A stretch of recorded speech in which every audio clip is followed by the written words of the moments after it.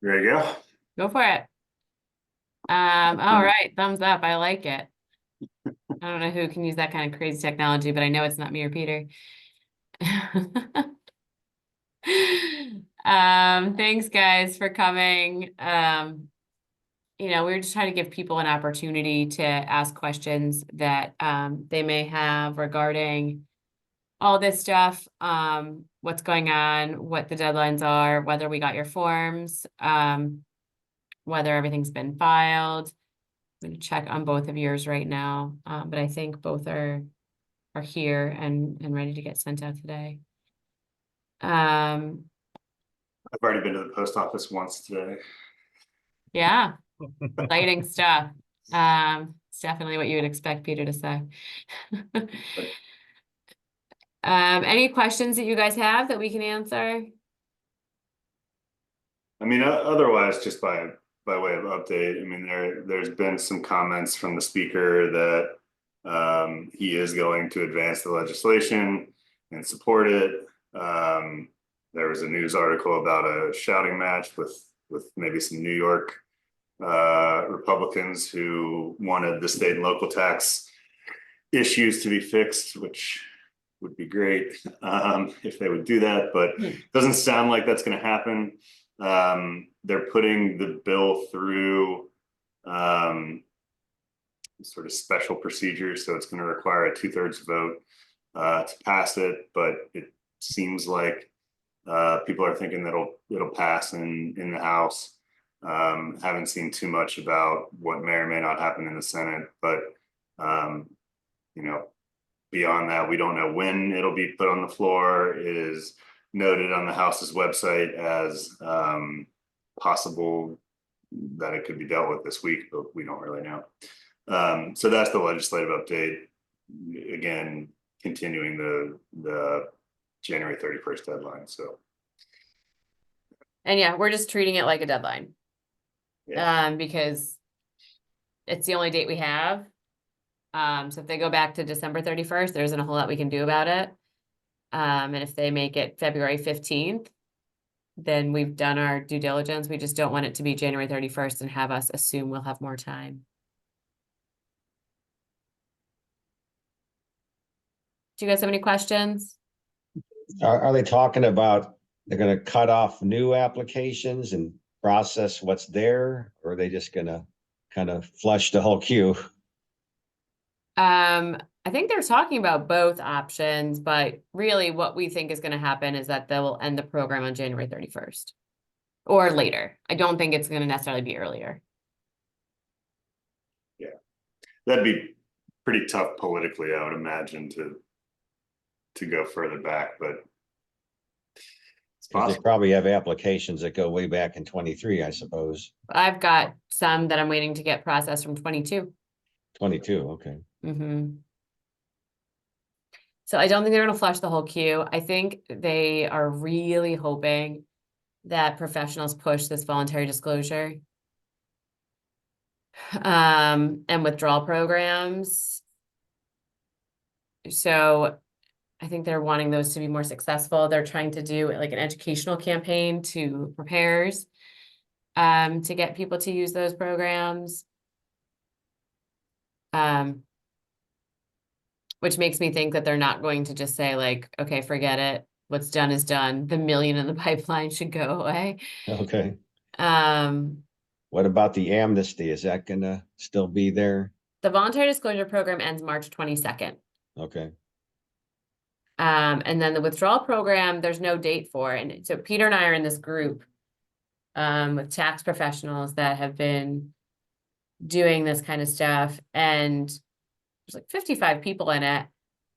And in our conversation yesterday, people think that the withdrawal program will remain. Even if the program ends and all that kind of stuff. Yeah, that'd be good. I'm sure some people will get a notice and then they'll just withdraw. Well, you can also withdraw while you're under audit. So it's a little confusing what people are going to do. Makes the audits go smooth. Yeah, well, if you withdraw your claim, certainly.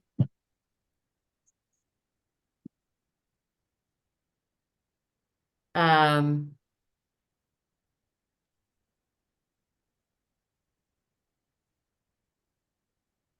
I never got an exact number of our claim. Do you have the exact numbers? well, you signed the forms. I guess Tina did that. She didn't send me a copy. Oh, man. Yeah, I can have them send you a copy right now. Okay, if you could, well, note exact down to the penny kind of thing. Sure. Actually, I'll just do it. I don't know how to do the share file. Do you know how to do share file? I don't have it on this computer, Got it. but yes, Okay, I'll have Ron do it. Okay, I'll have it sent over right now, Scott. All right, thanks.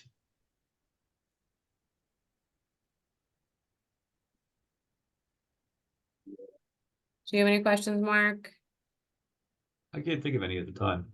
Okay, we have your stuff. It's in the queue to go out, so it should be mailed today. Excellent, thank you. And then you'll get a copy of the mailing. The copy of the mailing will probably happen tomorrow, just knowing they got like a slew of returns in from FedEx this afternoon. So there's like 40 times probably 5 are on Glenn's desk right now. So the mailing is going to be the struggle right now. So you'll probably get an update tomorrow, but everything will be filed certainly by tomorrow, but hopefully today. Okay, thank you. Yeah.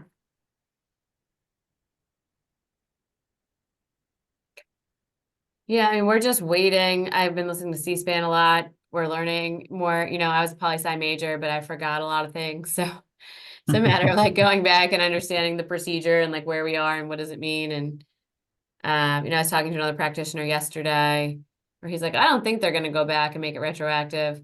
But it's funny when you make the rules, you can kind of do whatever. well, that was Right. like when Glenn was like, "Hey, I'm hearing it's going to be this 2/3 vote," and I'm like, "Are they confirming somebody? Like, how is that even possible?" Turns out it is. They just suspend the rules and do whatever they want.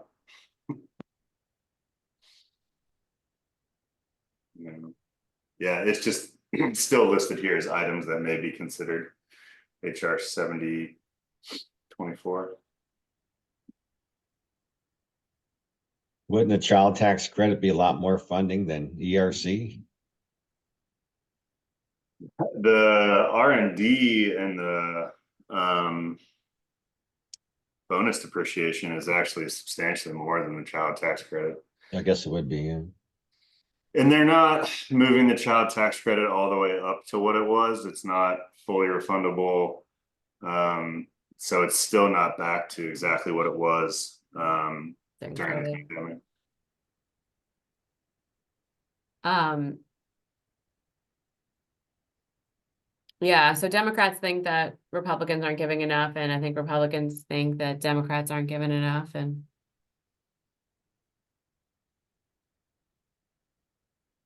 yeah, the Somewhere in Democrats are between is the truth, probably. pardon? Somewhere in between is the truth. Probably, which makes it probably a good bill, other than the fact that ERC was only slated to cost like $50 billion or something, and it's cost like 5 times that. So saying that you're cutting off claims early to pay for something when it's more money than you thought it was going to pay already feels disingenuous. But otherwise, right.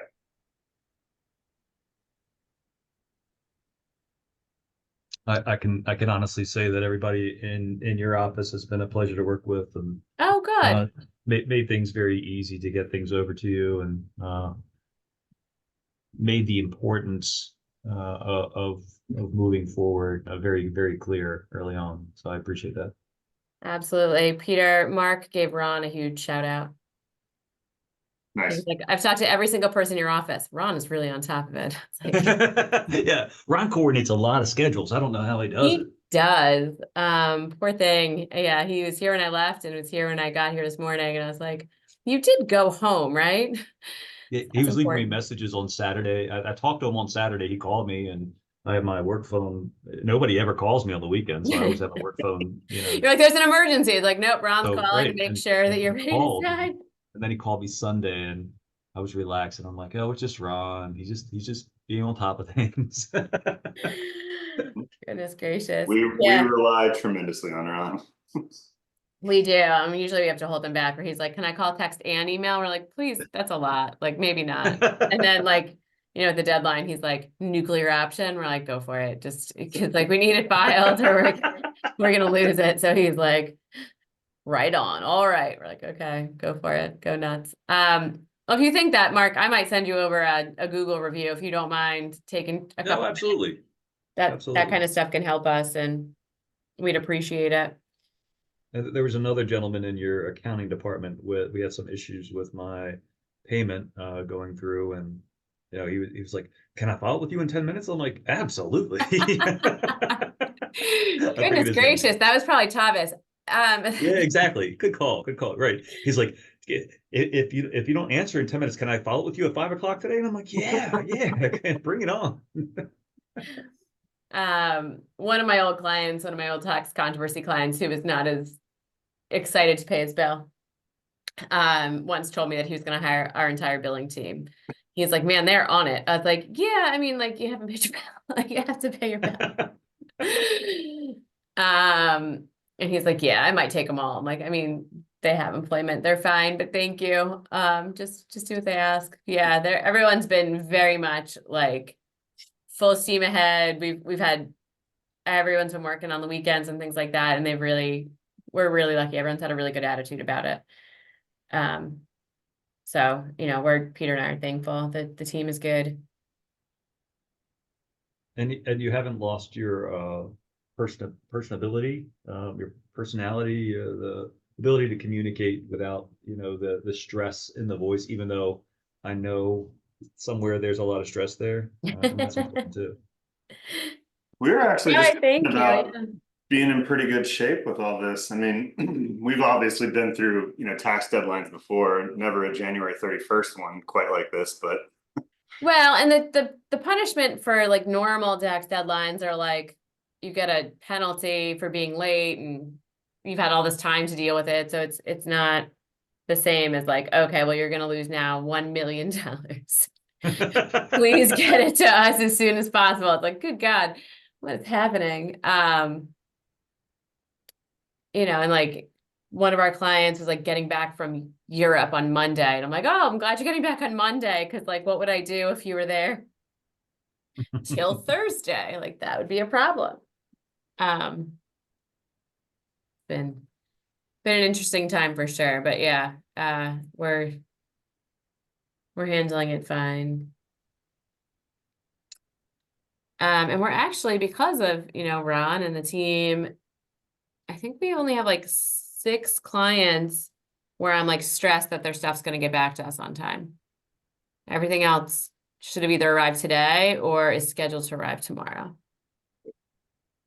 But you think 215 might be the real cutoff?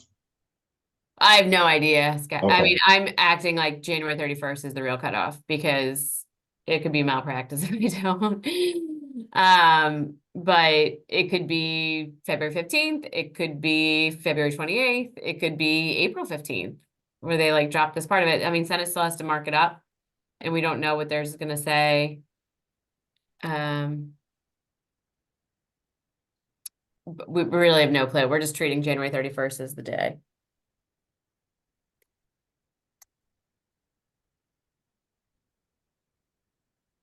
yep. All right, guys. Well, we'll keep going. If you've got more questions, we're around as soon